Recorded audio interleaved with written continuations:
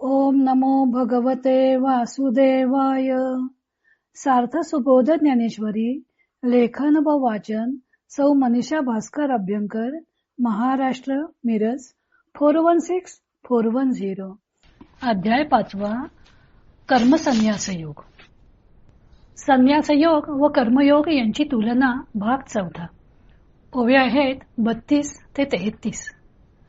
मागच्या श्लोकात भगवंतांनी कर्मसन्यास व कर्मयोग या दोनही मार्गाने एकच फळ मिळते असे निसंदिग्धपणे सांगितले. आता या श्लोकात ते कर्मयोगाची आणखी एक विशेषता सांगणार आहेत. श्लोक 6.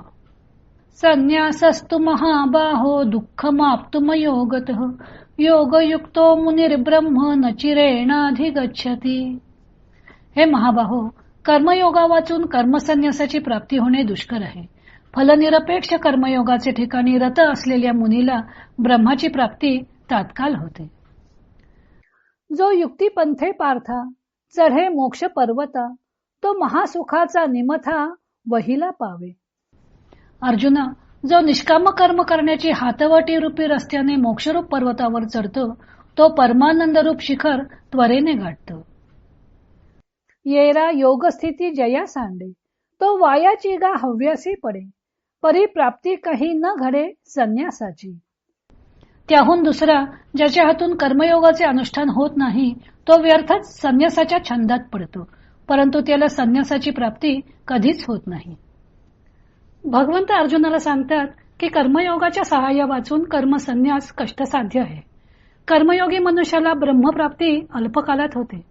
या श्लोकात मोक्षप्राप्ती लवकर प्राप्त करून देणे हे कर्मयोगाचे आणखी एक वैशिष्ट्य श्रीकृष्णांनी सांगितले आहे. कर्मयोगी मनुष्याला मोक्षप्राप्तीसाठी कर्मसन्यास करण्याची आवश्यकता नसते. त्याला कर्मयोगाच्या मार्गानेच मोक्षप्राप्ती होतेच, पण कर्मसन्यास मार्गाने होणाऱ्या मोक्षप्राप्तीपेक्षा अल्पकाळात होते. ती कशी साध्य होते ते भगवंतांनी पुढच्या श्लोकात सांगितलेले आहे. या श्लोकातून कर्मसन्यासाचा मार्ग कठीण आहे हा अर्थ ध्वनित होतो. कर्मयोगी मनुष्याला मोक्षप्राप्तीसाठी कर्मसन्यासाचाच मार्ग स्वीकारला पाहिजे हा जो भ्रम लोकांच्या मध्ये होता त्याचा येथे भगवंतांनी निराश केलेला आहे. उलट कर्मसन्यास करणाऱ्या लोकांनाच कर्मयोगाच्या आश्रयाशिवाय मोक्षप्राप्ती होणार नाही असं सांगून त्यांचे मत त्यांच्यावरच उलटवलेले आहे. यावरील ज्ञानदेवांचं भाष्य लक्षणीय आहे. ज्ञानदेवांनी मोक्षावर पर्वताचं रूपक केलेलं आहे.